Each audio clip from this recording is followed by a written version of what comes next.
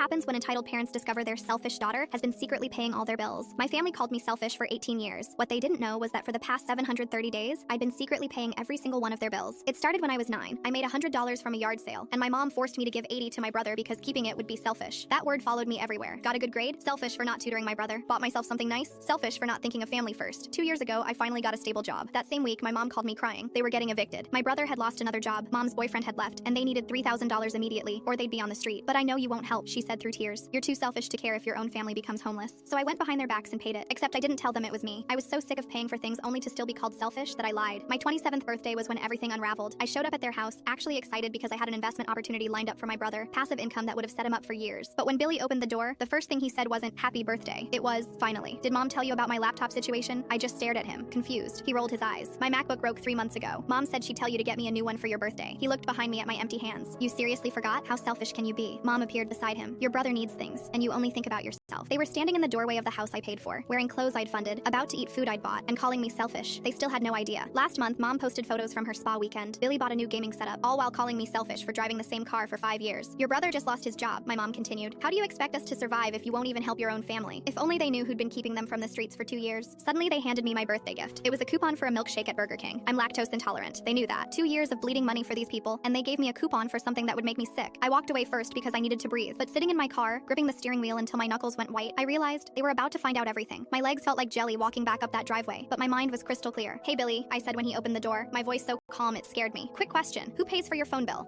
Mom's boyfriend?" He said it like I was stupid for asking. My heart was hammering so hard I could hear it in my ears. "Interesting. What about your gas, health insurance, those $100 weekend food deliveries?" I watched his face change, the confusion creeping in, his smirk faltering like he was solving a math problem that wasn't adding up. "And Mom," I continued as she appeared, my voice getting stronger with each word, "who exactly pays the rent here? The car insurance? That electricity bill that's somehow never late?" The silence was deafening. They turned to look at each other, and I swear I could see their brains working, piecing together 2 years of lies. Mom's mouth opened, closed, opened again like an ugly fish gasping for air. "Wait," she whispered, her face draining of color. "But you said Billy pays, and you told me Mom's boyfriend." Billy's voice cracked, actually cracked like a teenager's. The moment of realization was beautiful and terrifying. Their eyes went wide, faces white as paper, and I could see it hit them like a physical blow. Their selfish daughter, the one they'd mocked and demanded from and insulted, had been their lifeline. Every single bill, every single payment. "Me, you." My mom's voice was barely audible. "You've been..." I didn't let her finish. I just turned and walked away, leaving them standing in that doorway, their entire world crumbling around them. A smile crept on my face as turned back to them. "Oh, and Mom, I'm canceling everything, unless you do me one favor." "I'll do anything." Her voice was desperate. "Then meet at the link below, Mom. That's where the rest of the story is." Full story on channel, link below.